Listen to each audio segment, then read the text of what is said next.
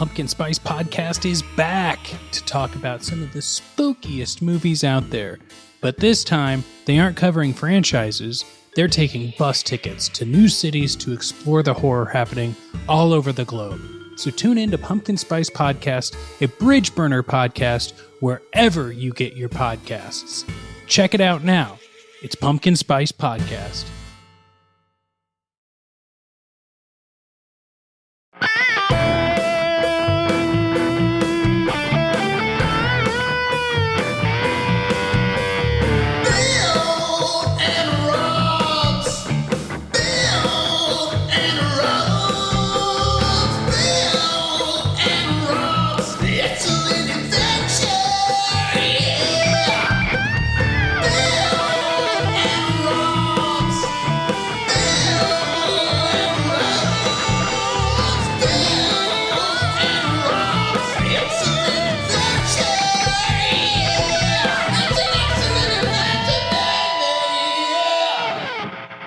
Welcome to Bill and Rob's An Excellent Adventure. I'm Bill Tilley. Hey, and I'm Rob Schulte. Bill, we're in what some might call the second season of this podcast, but really, we come and go as we please. We do. We go where we're needed, much like the heroes we're going to discuss in this series, and we take care of business the way it needs to be taken care of. In a large van that we might live in up and down the coast. Yeah, just don't live in it down by the river, because that's a different kind of connotation. We don't want that. No, not at all. No.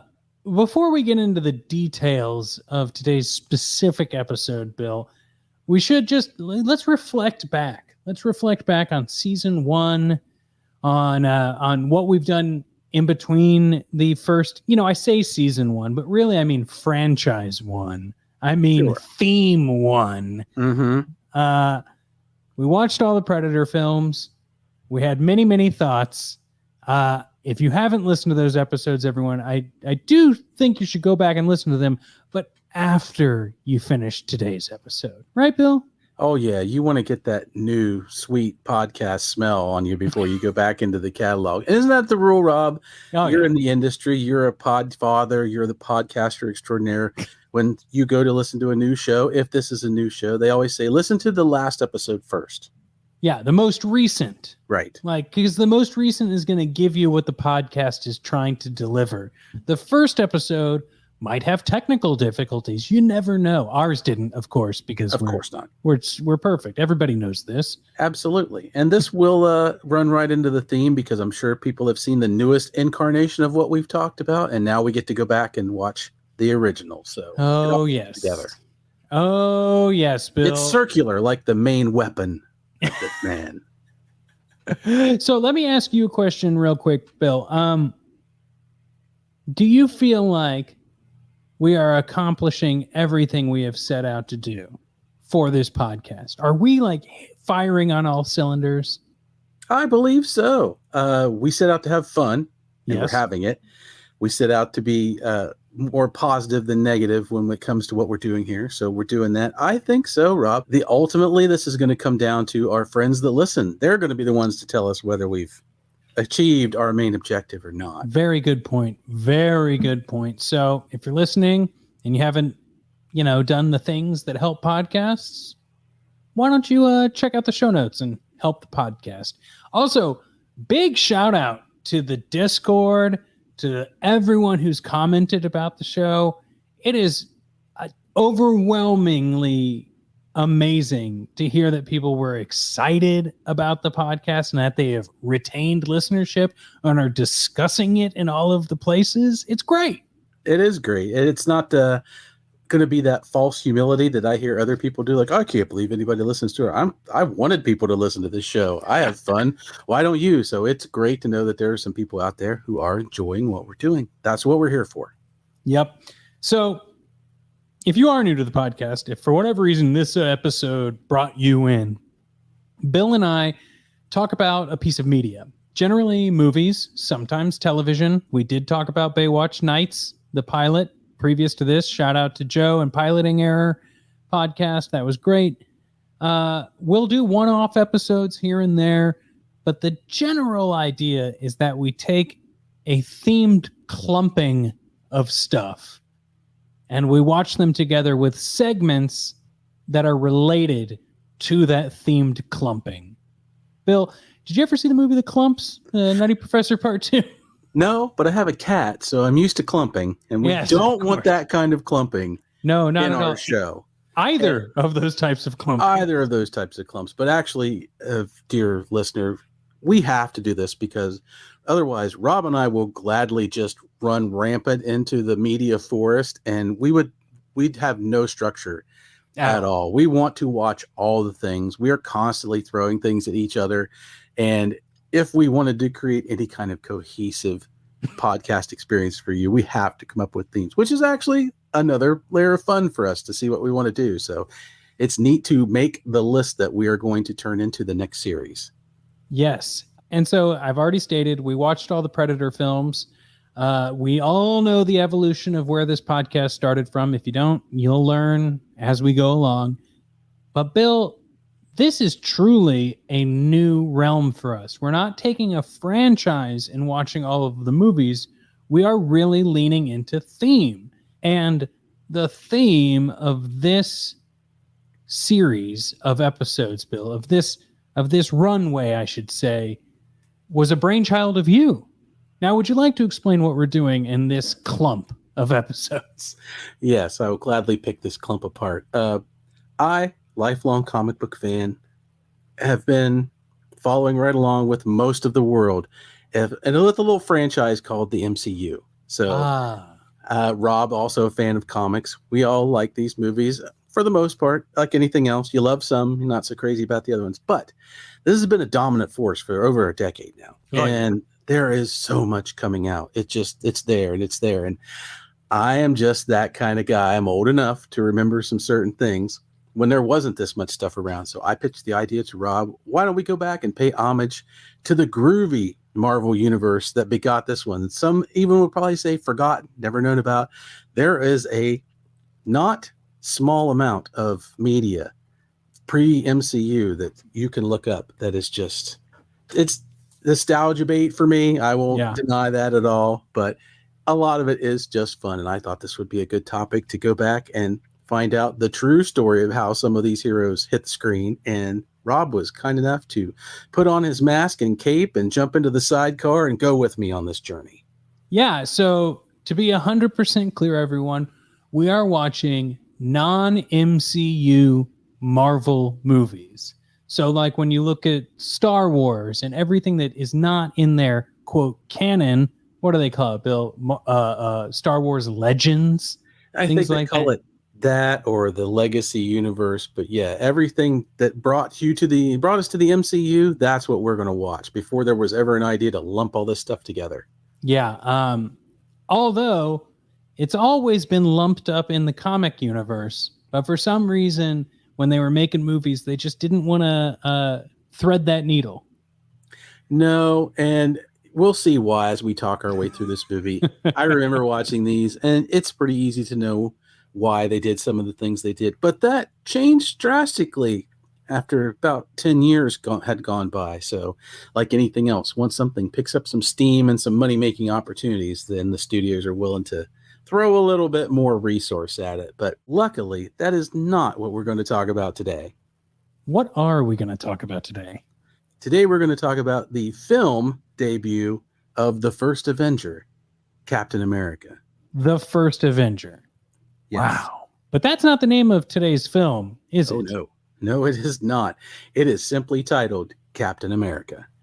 And to be clear, everyone, there was a 1990s Captain America. There was. We didn't watch that one. There's the MCU one, like we talked about. We didn't watch that one either. Bill, which one did we watch? We watched the 1979 TV movie starring Reb Brown as Captain America. Reb Brown? Reb Brown, if you've listened to our previous series or you just happen to be into some really fun movies, you might recognize that name from, I don't know, a little movie called Robo War, Rob? I think you've John. Yeah. And actually, it would have been kind of neat if the villain in this movie had been more like the Robo War robot. Yeah. It would have brought a lot. Would have brought a lot to it to see Steve Forrest dressed up in motorcycle leather at the end of this movie. Oh man, we can only dream about that. We can. So this movie comes from a time back in the day when there was not a lot of stuff going on superhero-wise back in the 70s and the 80s. There was little bits here and there. I was a kid back then. I remember these things.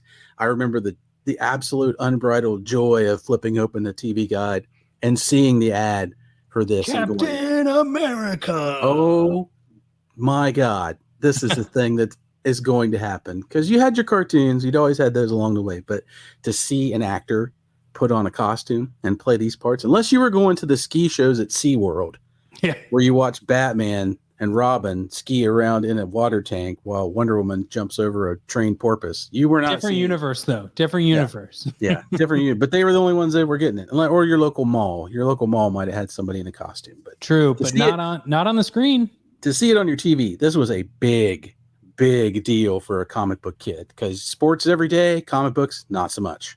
Yeah. Bill, here's the thing, though.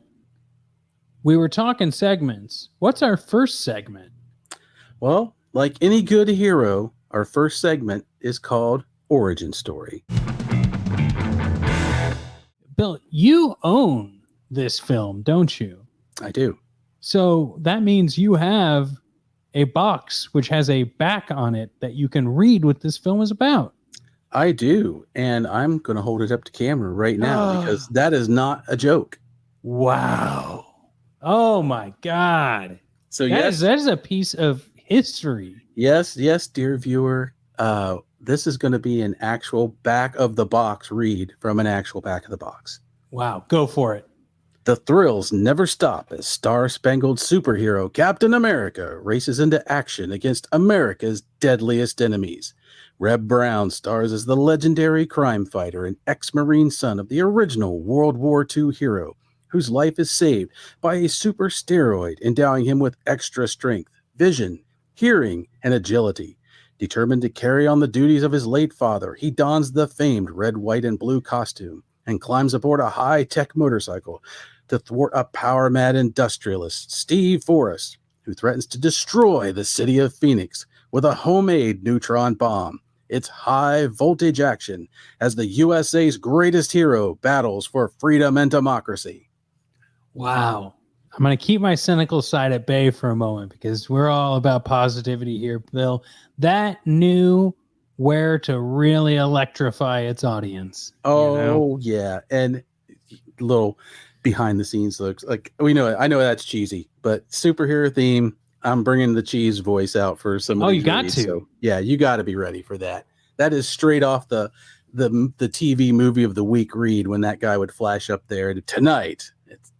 I'm all about it. Dude, I found a image from the Captain America TV guide. And I think I can pull it up on screen here. Oh, please do. And this will be great for our audience. They're going to love it, as they always do. Look at that. There it is. Look at that. That is awesome. Full disclosure, everybody, to show you a little bit about how nerdy I was back in the day. The TV guide ads, the drawn ads, the art ads, just completely mesmerized me. And I wanted to be the person who drew those ads. I would sit and tear those out and copy them as best I could onto typing paper, and then cut them out and take them and stick them up in my locker or on my book. They were everywhere. Dude, just loved them. I remember one of the guys who cleaned my high school. Sometimes he would chat with those of us who had to show up early to school because our parents worked early and we just had to sit in the lunchroom. And so, I mean, I think it shows you how much of a cool kid I was that I made friends with the adults at my high school. But he wanted to be the dude who painted the vinyls on album covers. And he was like, and then of course that went away in the 80s, but he had painted his school's mascot on the gym floor. And he was he loved looking at Kiss albums that were hand drawn and painted. And this Captain America ad just takes me right back to like those old albums, like the old, just like classic drawings of the things, because for some reason people wanted to draw the stuff more than just take the picture. Yeah. And I love it. I love it.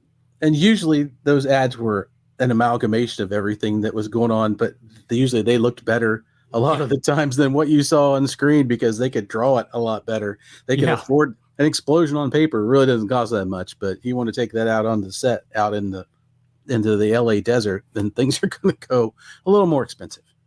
So, Bill, today's film, it was written by Don Ingalls, and he did the teleplay. We all know what that is, of course. And Chester Krumholtz, who did the story. Now, these are TV people. These are people who continue to work in TV or did continue to work in TV, but they weren't really the comic book people. They were like, we know what to write for the screen. And it was directed by Rod Holcomb, who's like, as far as I can tell, was still a working TV director up to like 2017. Like, wow. CSI, Justified, like just fit in his television directing niche. Very cool to kind of like see the early days of that sort of stuff, you know? Like, you know how to direct for TV. You've got a job for many, many years. Oh, absolutely. And you're right. These were not the comic book guys. Those guys were shunned in every way, shape, or form because this is old TV, you know, and execs will tell you they saw something that their kid liked or their comic book was laying on the floor, and one way or another, they're like, I can use that. And they just would take it. And if you were desperately lucky, they would maybe read an issue and they would get some of the items right. Yeah. So do you want to run through some of our cast here? I'm also noticing that like just about every cast member you have in parentheses, total that guy. So you might need to define that for yourself, because I think a that guy for you may not be a that guy for me. It may not. The definition is simply that guy is somebody you see on screen, you recognize immediately, even if you don't know their name or who they really are. You just know them by sight. And generally, that person is a character actor, and they elicit one kind of emotion, like that guy's always a bad guy, or that lady's always a millionaire's business philanthropist. Or it's just the way it is. It's how you perceive the thing. So if you're familiar with Star Trek, it's probably like Jeffrey Combs. Absolutely, it's a Jeffrey Combs down the line, and that's how it was back in the day. They had a lot smaller pool of actors. They were grab them and they knew exactly who they wanted at all times. So in our cast today, we of course, as we mentioned before, we have Reb Brown, who plays Steve Rogers, Captain America, also from Robo War, and that's our synchronicity origin story, since we led off with Robo War and we're leading off with Reb Brown again. I don't know, it might make it a thing to see if I could just lead every series off. Well, I'm choosing the next theme, so we'll see if Reb Brown's a part of it. Yeah, we'll see how that goes. But Reb, also TV royalty a little bit. He was on Chips in the first season, so his motorcycle riding makes perfect sense. We have Lynn Berman as Dr. Simon Mills, was around in a bunch of shows, but also a little Marvel cred. He was in the Thor 60s cartoon. Something I'm going to have to watch. I'm going to need to see that. As the voice of Giant Man. Heather Menzies, also known as Heather Menzies Urich, Mrs. Robert Urich, so she gets extra props for that for me. She was in a movie that I saw, it scared the crap out of me, called Piranha. Maybe we can have a fish theme we can work her into.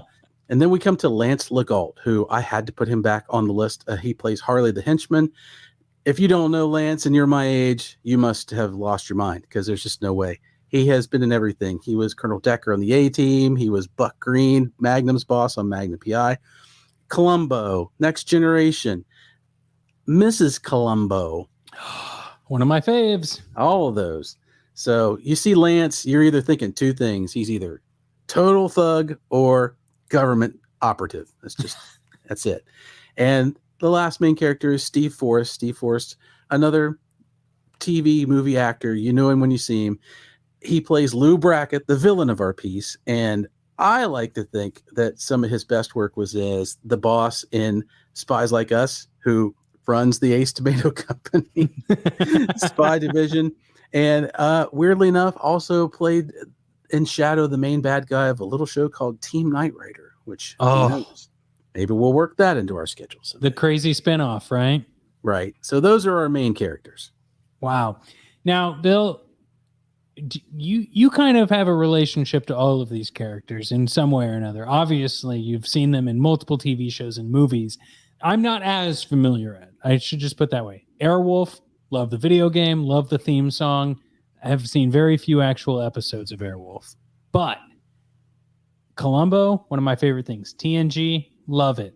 You know, Logan's Run, the TV show, didn't even know it existed. But I love that all of these people are in something that I am familiar with. Captain America, you know, to an extent. Right. I love Marvel Comics. Captain America always, I do have to say, I came into the Marvel universe during like the Age of Apocalypse era, like the X-Men cartoon was happening. It was the 90s resurgence of Marvel. But I didn't really start getting into like the universe of reading Marvel until I was like getting into college. So like early 2000s, which I know seems wild, but it just goes to show you that like these characters can persevere and they can keep writing new stories and keep reinventing timelines, and like that somehow still makes sense. And I can only imagine what that's like for you, having a couple more years on me in dedicated comic reading. It's really interesting because, yeah, everything goes through phases. So I was reading comic books from the time I was a little kid. My mom would get them for me. It was like my one steady luxury. And you get them at yard sales, bags of them places. She'd just bring them home. And they would be all kinds. But the thing I always look for is that one thread of who that character is. And there will always be years where they will mess with that character one way or another. They kill them.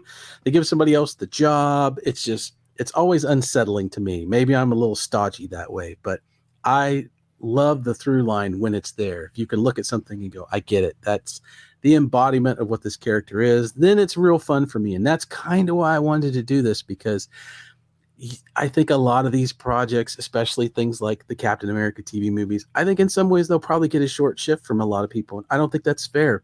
I think they do their job for the most part in the most instances when they can. And it's just fun to look back and see how those things were there and the elements that were there and how they could still carry through to today. If you look closely, there's a common through line between Reb Brown and Chris Evans. You can see the character in both of them. They're two totally different ways of approaching it, but it's there. So I just want to see these projects get their due and at least be acknowledged when they deserve it. And I'm not saying they all do, for being the cornerstone that got you your MCU in the first place. Yeah, I remember when Tobey Maguire's Spider-Man, the Sam Raimi Spider-Man movie, came out, and I was unfamiliar. Like I said, that was kind of when I was reading comics, but I was not dedicated to the universe in comic form. But I was so excited to see the movie, because what kid doesn't like Spider-Man, right? Like what kid didn't like Captain America, yada, yada, yada. But like, I remember it's that first era of people being like grumpy in message boards or grumpy in that corner of the universe because Spider-Man had web shooters in the comic and it was like genetic in the movie. And I was like, oh yeah, that's weird. I wonder why they changed that. Or like maybe even I had no dog in the fight, you know? Sure. But maybe I was even being like, I wonder why they changed that. And I remember a guy who was dedicated to the comics said, who gives a fuck? Every era they change something about the comics and then they change it back. Or there's a Elseworld comic or a What If comic or something that we all love and we enjoy, and it's made by Marvel, right? Right. So why is it when there's not another adaptation, just this time it happens to be in movie form, that it's not okay for them to do that? It's okay for them to do that like when it's a splinter from the comic in another comic, but when it's a splinter from the comic in a movie, it has to be exactly like the thing. It's like when people were arguing about the Halo TV show, right? Like, maybe it's good, maybe it's bad. I haven't dedicated a lot of time to it, but there's already a Halo game, and there's already Halo books, and there's already Halo comics, and now there's a Halo TV show. and they took it that direction. You can like it, not like it, whatever you want. But like all of these things to me seem to be quite all right. And especially in this movie where it feels like a Captain America meets $6 Million Man. Yeah. I'm glad that you see it that way. And that was the purpose deep down for me wanting to think about this, because the culture, pop culture, nerds, whatever you want to call them, we're no different than anybody else. Everybody's had their day. And you look back at this time, you're trying to cater to a very specific audience with this movie. Two audiences, actually. One, the kid who recognizes Captain America and goes, want to see that, which was me. And you're trying to also bring in an adult who will sit there long enough to get your Nielsen ratings up, because it's 3 networks and that's the time. Yep. Everybody's got what they're trying to go for. They've all got an agenda. And you're right, Rob. These things change and shift. I love canon. I love a certain amount of history, but I also acknowledge, one, that's going to run out. People get old. Times change. Things don't look the same. I want to see the consistency. I want to see the people that put in the effort to go, I'm trying to make a product. In this case, I'm trying to make a Captain America movie. It needs to embody this, this, this. The rest of it is totally flexible. And we live now in a time where everybody's stuff is out there to be critiqued by everybody. So now all these movies, Marvel movies, they're all super popular. The nerds don't run the show anymore. Back 25, 30 years ago, if the nerds didn't like it, your movie flopped because they didn't go watch it, because they were the only ones that were going to watch it. And now everybody might go watch a movie and they don't have any idea who the people are on the screen. I guarantee you most of them don't, because they're just not that kind. So the Uber fan who's just raging, to me, it's like, I can understand if you're not happy with the product, or you're not cool with the way things were, or it's just not your favorite thing. But if you're not able to look at a thing objectively right out of the gate and try and spot that thing that you love about it, and you immediately shut it down, I think you're closing yourself off to a lot of opportunities to have a little fun, especially in media, which is never going to be perfect. And that's what it's there for. So basically, don't be that person. I could be that person. I see things where I'm like, that's not right. I can comic book guy with the best of them on certain things, but I don't want to. Yeah, I just don't want to. So. It's not fun to be that person, which is why we've started this podcast. Like, the moment you start saying something has an agenda, then you're already down a spiral that you can't even come back from. Exactly. That's not fair. You can, but you get what I'm saying. You can, but it's also like somebody saying, I don't want to watch the Red Brown movie because there's no way it's going to be the Chris Evans movie. Well, of course it's not. No kidding. It's not. It's 1979. But speaking of, Bill, why don't you kind of lay the land of this silly little film we watched? All right. We watched we read the back of the box, but like, what do you think is the tent poles of this one? So for this one, it's bare bones simple. It's a product of its time. This is a straight up plot and script that could really be in anything. You mentioned the $6 Million Man. There's a lot of similarities to this in a lot of ways. A lot of things could be swapped out. So it's not a blockbuster special effects laden extravaganza. They've simply taken a fairly box standard plot and dropped Captain America into the front of it as the hero. I love it. But the good thing is, he's Captain America, and in this particular instance, I think they hit a lot of the Captain America parts as best they could with what they were working with. So that makes it fun when he's on screen. Definitely. I think we're going to cover a lot of the story in our segments. So should we get into the first segment? Or I guess it would be the next segment. Yeah, I think we should take a peek at a segment where we discuss some interesting facts or trivia we found out about this movie. Rob, let's see what's under the mask. Bill, I'll go first on this one. Also, what's under the mask? Great thing for the facts. I love it. Great segment. One thing that really jumped out when I was doing my internet research on this one, I do my own research, Bill. And your own stunts, I've heard. Yeah, I definitely do my own stunts. Rob actually podcasts doing a one-finger handstand over a cliff. Yeah, so if you're tuning into the video portion of this podcast, you can see me doing that, obviously. This was in 1979, And apparently there was supposed to be... So first of all, there's 2 Captain America TV movies that came out in 79. This is the first one. Right. But apparently there was supposed to be like a sequel to this like clump of movies. Mm-hmm. In 1981, where Jeff Bridges was going to play Captain America. Oh my God. Clarence Gilliard of Walker, Texas Rangers, Clarence Gilliard Jr., was going to play the Falcon. Wow. Peter Fonda would have played the Red Skull in flashbacks. Oh my.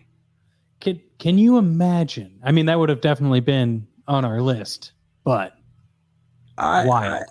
I can't imagine. I don't think. I'm not sure. Like, you're talking... My God, Jeff Bridges as Captain America. That would have been an interesting look. I'm not sure I'd be on board with that. Peter Fonda as the Red Skull, don't know. Once you flay their skin off, everybody's pretty much the same. So if this had come out in 1981, I don't know if it'd be much different than what we already watched, honestly. So the only other thing that I have, because I know you've got some amazing facts and not like the weird religion. Apparently this movie only cost $1 million to make, which is wild to think about, even in 1979. Yeah. They really shoestringed this and made something entertaining. They did. Luckily, this is back at the day, too, when you've probably got a lot of these resources laying around. This movie's shot in L.A. Comic book fans will know Captain America. Like all Marvel characters, for the most part, notoriously New York-based. But... Yep. You know, you film where you are. So Cap's going out to the West Coast for this one. But money-wise, the interesting thing I found out, Rob, was according to Reb Brown, after the second movie, this was supposed to become a series, just like the Amazing Spider-Man television show. But Universal, who made these movies, lost the rights in between, which this seems to happen a lot to things. It's just really odd. Like, I can misplace my keys, but I don't really know how you misplace a whole set of rights to a franchise superhero. But either way, they wanted to fire it back up, but Marvel wanted, according to Reb, about $50,000 per episode in licensing rights, where he's at the same time the Incredible Hulk, which was on the air, paid about $2,500. So clearly this is the Marvel, we go broke, we're gonna have to try and get some money somewhere. So that is insane to me. Watching it, I think I would have really enjoyed a Captain America TV show because he's human enough based. His shtick and his powers are easy enough to replicate on a TV budget. I think it could have gone a long way, and it's really sad.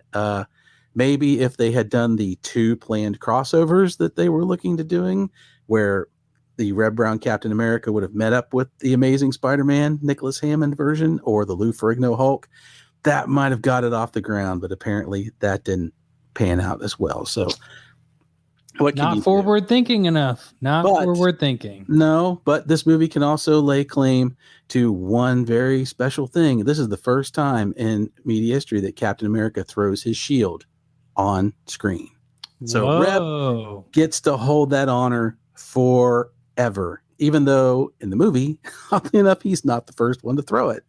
That goes to Dr. Simon Mills, which is a weird thing in my book, but it's a very strange thing. So I just want to back up a little bit because the whole first half of this movie is following Steve Rogers out of the Marines. He's just driving up and down the coast. He meets this doctor. The doctor tells him about his dad who had created the super steroid syndrome flag, right? And then his dad is patriotic. He was mockingly called Captain America when he was trying to defend democracy and the American way and all of the buzzwords that come along with this sort of thing. But yeah, when he finally shows Steve the costume and shield, he's like, and check this out, and like floats it like a Frisbee. Yeah, he just flings it like he's out in the backyard with the kids on a regular old day. And granted, the shield doesn't really come off that great on camera when you first see it, or when you second see it, or when you third see it. But it's not too terribly bad, but it's pretty flimsy. It's definitely a Whammo endorsement product when you get a look at it. That's it. And it also is amazing when you're not trying to find Captain American perfection. That's true. It's one of those things where it's like, this is part of the enjoyment of watching this movie because that is so silly. Yeah, and I remember that standing out when I watched this movie. When you first see the shield, I'm like, why is it see-through? But the reason that is because the highway patrol said it had to be, because the shield's mounted on the front of the motorcycle and it acts as a windscreen, and they would not let them film if Reb couldn't see through it when he was riding the motorcycle, or any of them. So you can't really blame the makers of this film for that. They were hamstrung by the law of the land and the rules of the road. So that's another thing that's fun to dig into these movies when you find out, oh, they just made a crappy movie. It's like, well, they didn't really have a choice. So you can't blame them for that one. I've got a lot more thoughts regarding costume decisions, but I think that's better set for the next segment. I believe it is. This is where we take a look at the movie, the costumes, the look, all of it, and we just decide what lives up to the comics, what's impressive, and what can't we forgive. Robs, it's time to suit up.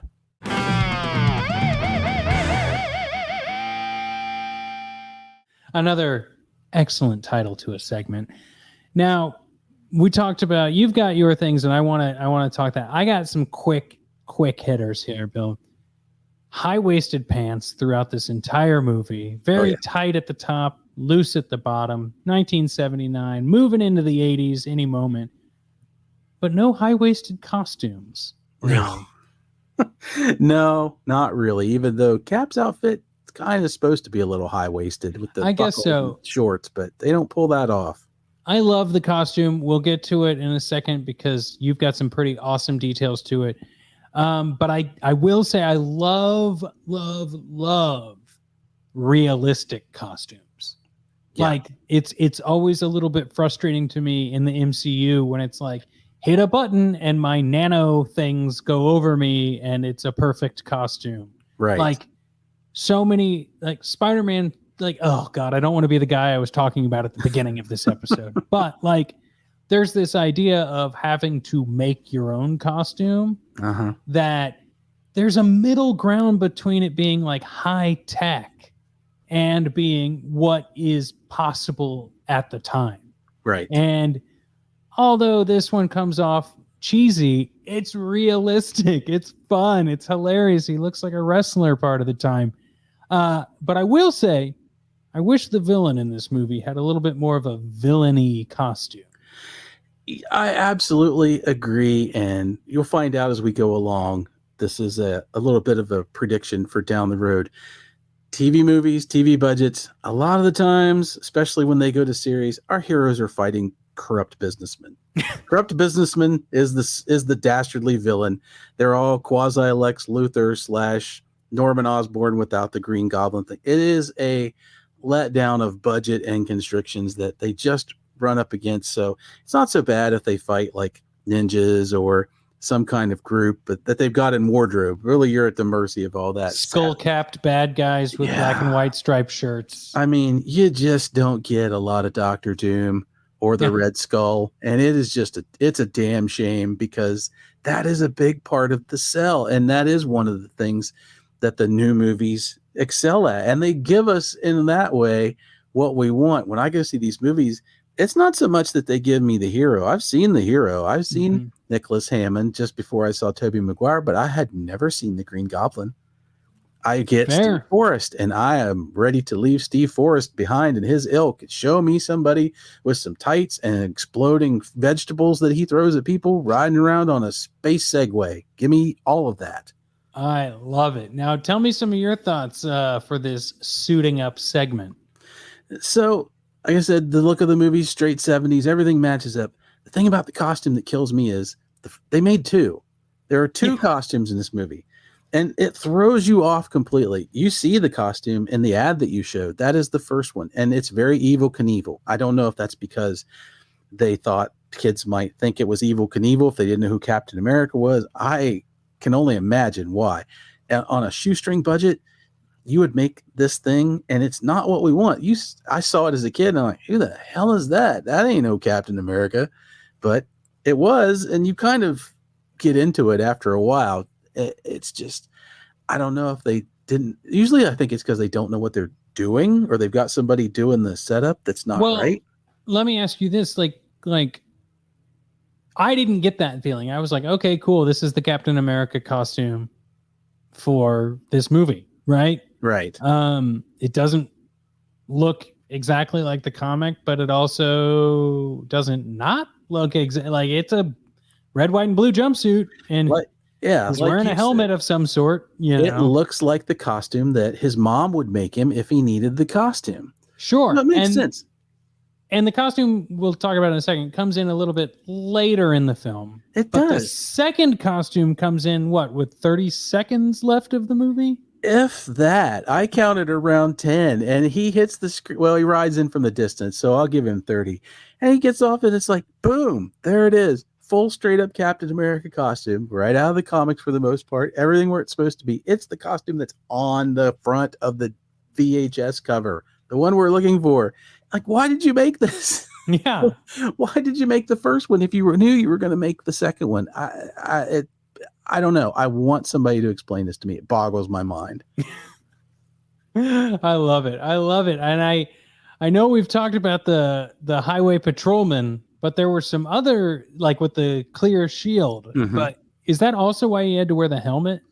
It is. They had to wear a helmet, so they didn't have a way to get him in and out of a cowl all the time or put the helmet over the cowl. So they just spray painted up his motorcycle helmet, which if you've never ridden a motorcycle, dear listener, motorcycle helmets, for the most part, full helmets, either full face or face open, are very heavy. I've worn them many times, and it is not what you want to go into fighting Dr. Doom with. It might sound like it, but you can't hear. They weigh a ton.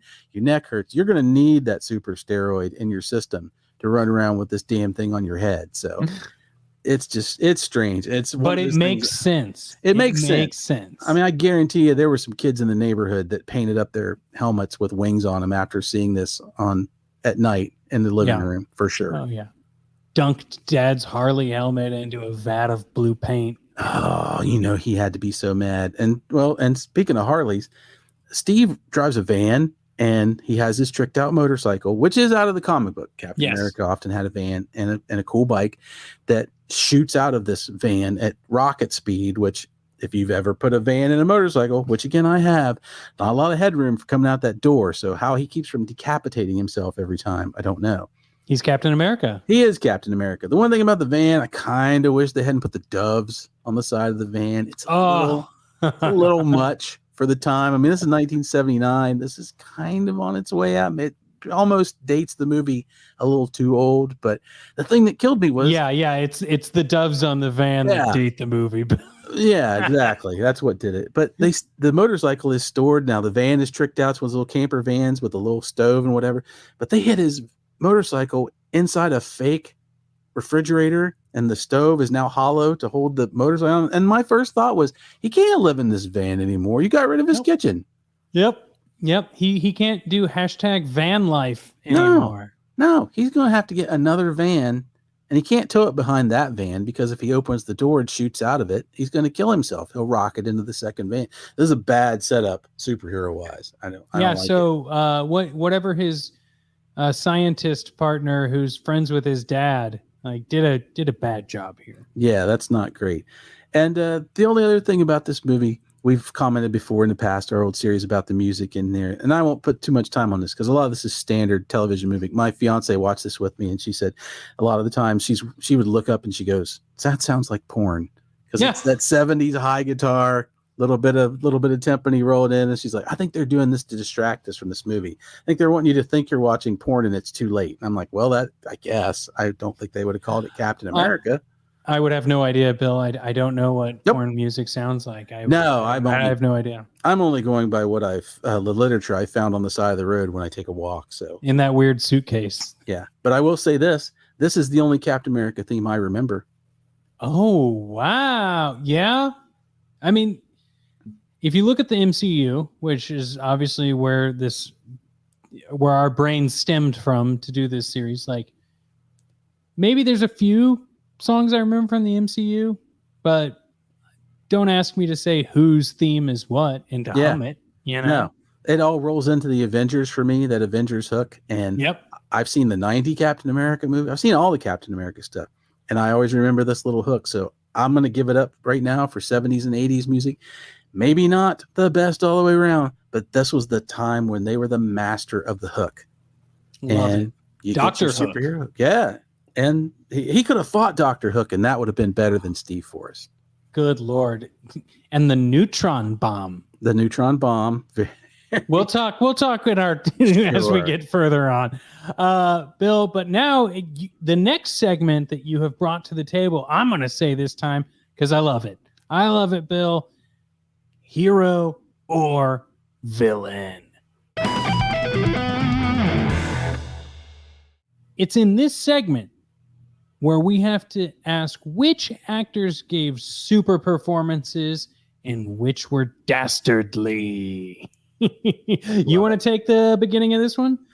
Yeah, there's a lot of people in this movie, but I will say, in all fairness, there's not a lot that stand out. There's a lot of workadays in here. There's some fun that guys, but the thing about a that guy like Lance Legault, who I love, it's kind of Lance Legault all the time. I can't really give him credit for just being him, so I'm going to kind of do a thing I think we strive not to do, and I'm going to call out Reb Brown, who has gone on record in saying he loved being Captain America. He loved playing a character that was just all good. And he did a lot of his stunts. He loved being in the suit. To this day, he does Comic-Cons with the Captain America shirt on and just the biggest smile, big guy, loves talking about it.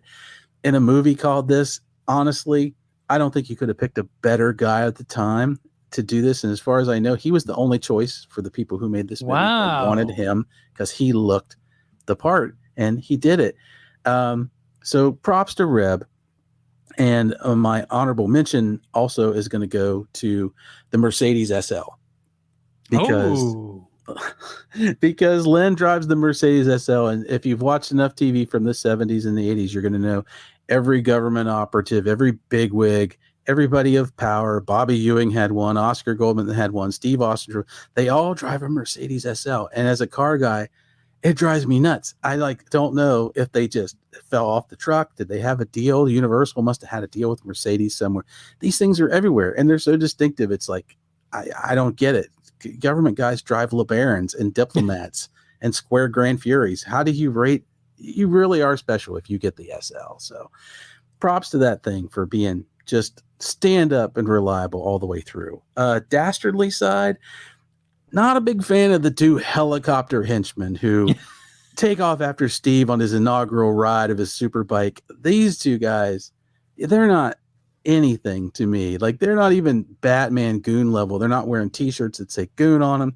They're just two dudes in flannel with the sound effects of a rifle, but holding a shotgun, which I don't think that's the best weapon to try and take somebody out as an aerial assault. If it's even a shotgun, there's like a rifle in one, like a shotgun might have actually hit him. Yeah, using like a Boy Scout level practice rifle. Yeah, I mean, this is like the equivalent of putting Daryl and Daryl from Newhart in the helicopter for me. It's just, this is the worst. Their dialogue is just awful. The ADR is terrible.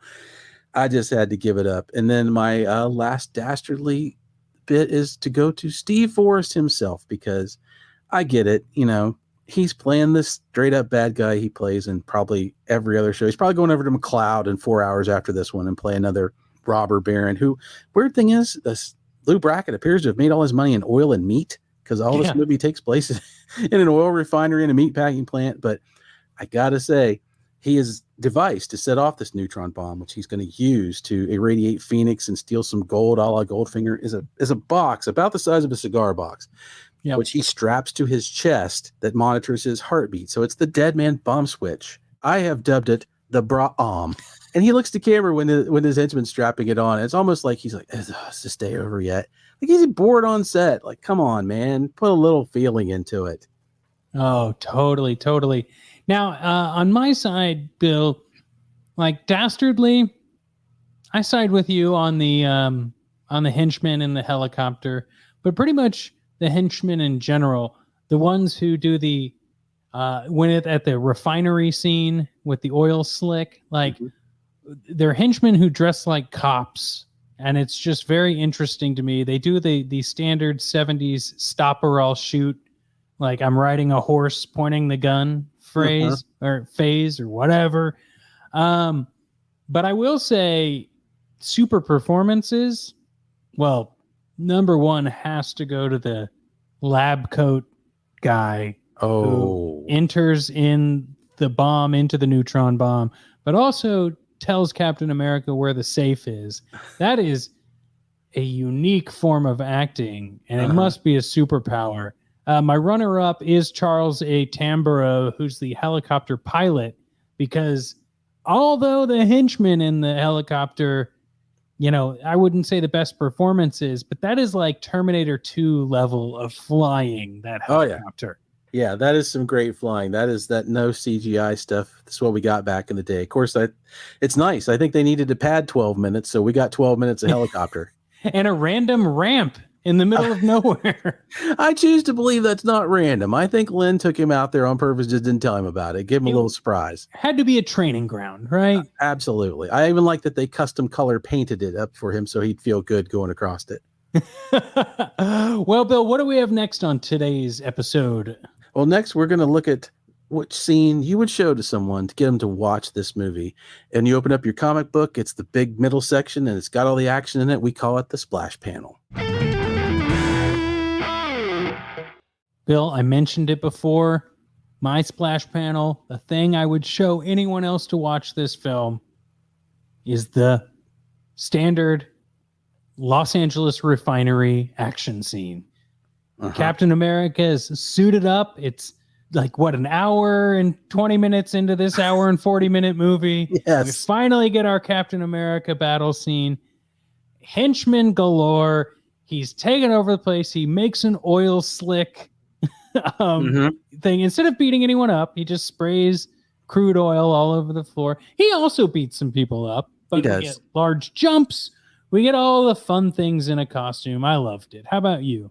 Yeah, and isn't it nice to see oil being used again in a fun and provocative way? Just we got a water truck filled with oil to make the oil sled on the road earlier. Where props to Reb for taking 2 cliff dives in one episode. That's pretty neat. Two cliff dives, 2 oil spills. Yeah. What else could you want? I don't know, but I'm with you, Rob. The refinery is definitely the star. And for me, it is exactly the moment where I would cut the scene off is where he finally deflects a bullet with his shield. Yes. Because that's it. That's Captain America right there. And he does get to do it. It's kind of that thing you're waiting to see. And you get your payoff. So that's what I'm going to show somebody to go. Here you go. Watch this. That is amazing. Bill, we're reaching the end of the show, but we haven't quite gotten there yet. What do we got next? I'm just learning all of these fun things with this new theme.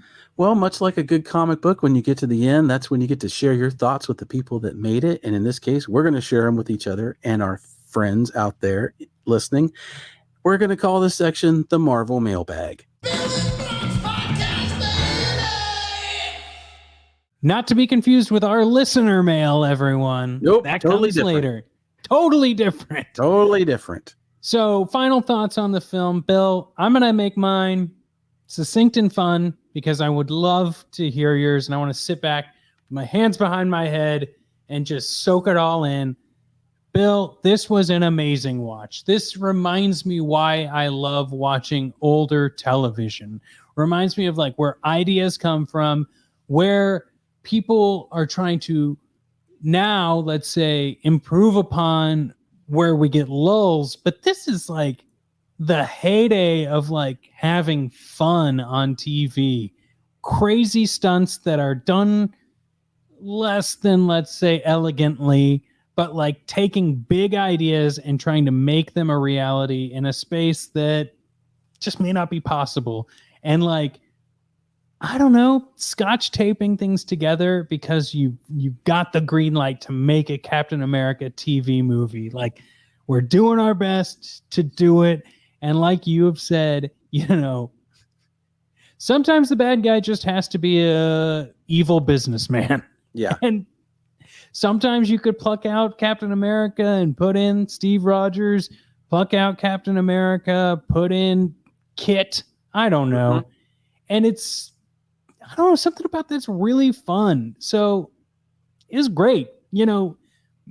For some reason, Captain America is also a great artist. in this movie. Uh-huh. For some reason, we need to get an hour of backstory before we get to actually Captain America-ing.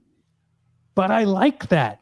That's why I want to watch these things, like, because it can be taken in such a silly, silly way. Like, if I was some sort of, like, as we've talked about before, Captain America diehard, Marvel diehard, someone who's like, it must be this way, like, this wouldn't be fun. But that's not why we're watching this movie. We're watching it because it's silly and like this got made. Let's watch it.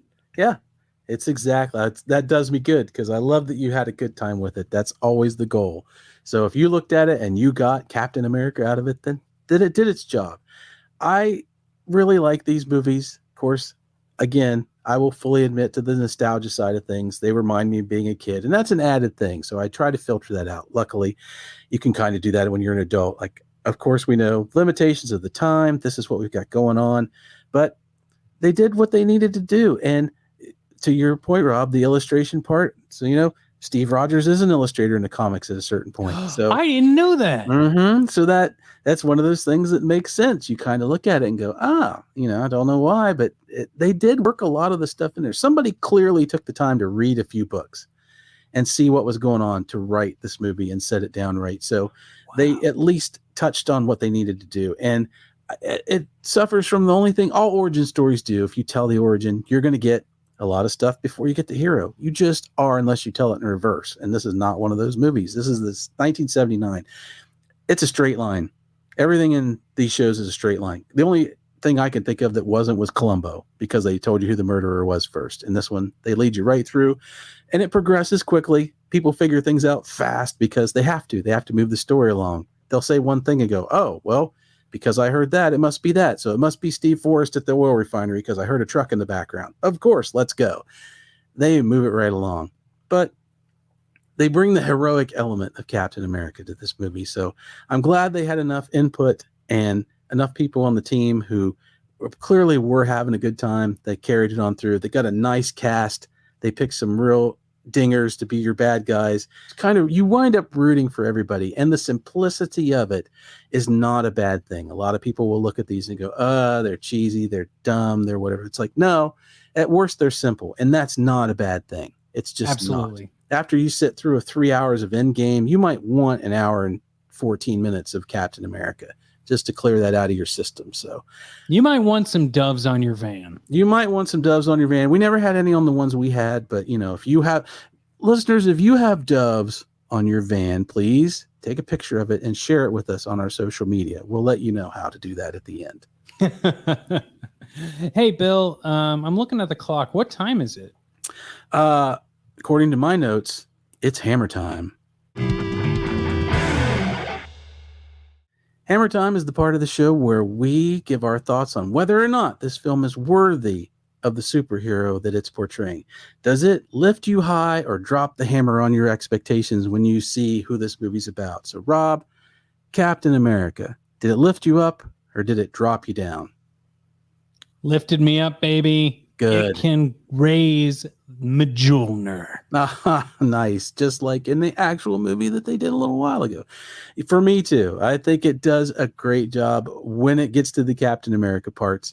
Going to give it a bit of a pass because it gets you there. Of course, they made another movie. So we get to see Reb take up the shield again. All for this movie. I will easily stand the Reb Brown Captain America against any other Captain America out there. I love it. Bill, high ratings all around. Just because we want to be positive about a movie doesn't mean it's going to get a high rating, but I'm glad that we kind of have a thumbs up, thumbs down with the hammer this theme. Yeah. It's great. Bill, there's one last thing we like to do on the podcast, and that's read something from a listener. We have yet to get any voicemails. That's not fair. We have gotten some voicemails, but some of them are just thankful voicemails, right? Maybe not a question or like I'm enjoying what you're doing, which is great. We appreciate that. Yes. But when people ask us questions, they must be answered. And of course, we've got an email, billandrobs@gmail.com, or you can submit your questions in the Discord. All of that stuff we'll talk about a little bit later. It's in the show notes. You all will get it. But Bill, are you ready for this one? I am. It's from Debbie in Duluth, which Sounds like a Marvel character. I'm just going to put that out there. Stan Lee would love it. Stan liked to have his characters with the same letters starting his first and last name. So good on you, Debbie. All right. Debbie goes, "Hi, Bill and Robs. I'm writing this during your Predator series, so I hope my question hasn't already been answered. Do you have any updates on what other franchises or themes you'd like to cover? I'm a big fan of the Planet of the Apes movies, which I think you all have discussed in the Discord. Thanks for all the laughs and insightful comments. I just texted my..." I love this line. "I just texted your podcast to my family group chat. Oops." Oh. There's no oops about it. We love it. Thank you. Nope. Share with every family member. Own that share, Debbie in Duluth. Yes. Planet of the Apes. Yeah, I'd love to cover all the Planet of the Apes movies on this show. Not sure if that's what I'll choose next, though. And Bill, you've talked about other things like Cars That Kill, Oh Brother, Where Art Thou, Episode 0, like the fun things that could be. And, you know, as I've thought about it, at least from my point of view, Bill, I don't want to always lean to horror, but I think every few times I'm going to do a horror franchise, we got to throw something in the pumpkin spice feed. Absolutely. But if I were to like take a themed movie, I think I would just off the top today, I would love to look at, if we're going on the television route on this one, of very special episodes. Ooh. So like a Full House very special episode, a Family Matters very special episode, maybe a Growing Pains, Hanging with Mr. Cooper. You know, there's always at least one very special episode. Oh, you've hit a string in my heart that just resonates with memories from back then, Rob. That is an amazing theme. Yeah, Debbie, we definitely want to do a lot of stuff. I would be down for Planet of the Apes. That's the fun part about this. We can do this forever. It's just whatever we come up with. Whatever theme we want. Hey, I thought of an idea. I don't think I put it on our list yet, Rob, but like if we went down the TV route, I would like to do one maybe called Together Again, where we watch just the reunion movies of our favorite shows. Oh my God, that Brady Bunch Christmas one. The Return of the $6 Million Man and the Bionic Woman. Oh my God, those could be great. For you, since you're still in a fairly new location, the Rockford Files. I Still Love LA. Yes. Oh my God, I love it, Bill. All things to consider. Debbie, thank you for your letter. We encourage everyone to either leave us a voicemail or come into the Discord, ask us a question, or submit it however you feel most comfortable. Bill, the biggest thing people can do with our show is share it with other folks, right? Like there's plenty of things that people can do, and sharing it with a family like Debbie did, that's great. Texting it to your bestie, texting it to your weird work pal, doesn't matter. More ears is the biggest thing we're looking for in this podcast. I've already said it before, people can join the Discord.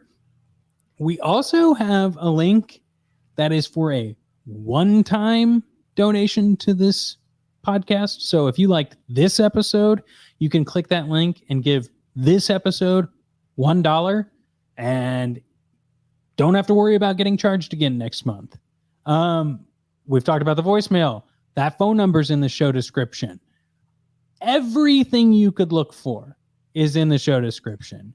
Definitely, if you want to get advice from Rob about how to sound silky smooth, he'd be able to give it to you. And all that support is great. Unlike Captain America or other superheroes, we're not backed by billionaire trust funds or secret black ops government divisions. This is all out in the open, and any support you can give, especially the share kind, be like Debbie, accidentally or not, send it to everybody you know. If you want to type up a sheet and have those little tear tags like for free guitar lessons, and you want to put it up in your dorm with our podcast name on it, that would be great. Anything you could do, financial support would be awesome.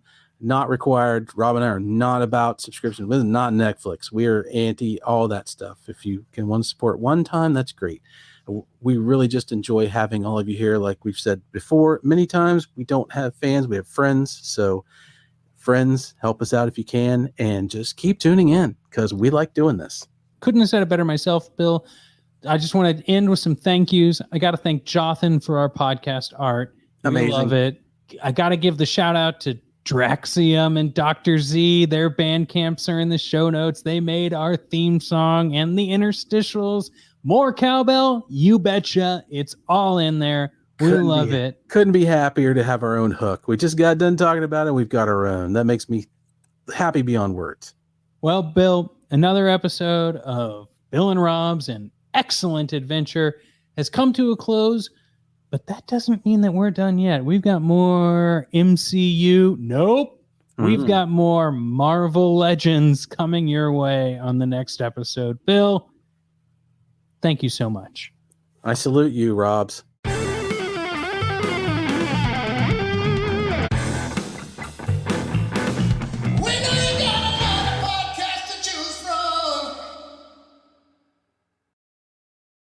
Do you like pilots? Do you hate pilots? Are you indifferent to pilots? Have you ever met a pilot? Have you ever flown your own plane? They get uploaded. They're uploaded to YouTube. They're all on YouTube. They're right there, just for you. They're for free. Nobody's watching them. Why would you watch them? But guess what? There's two people that love to watch them. It's Stuart and Joe. We watch them so you don't have to. We're putting in the work. We've got cow people. We've got reincarnated dogs. We've got wizard superheroes. We've got extremely short private investigators. Hobo probate law. We've got a dog with the brain of a man and a man with the brain of a dog. We tell you not only what happens, why it happened, who it happened to, what happened after, and why it stinks. Error. Poo-poo. So come watch Piloting Error. Well, don't watch it. Come stand behind me in my basement while we make the show.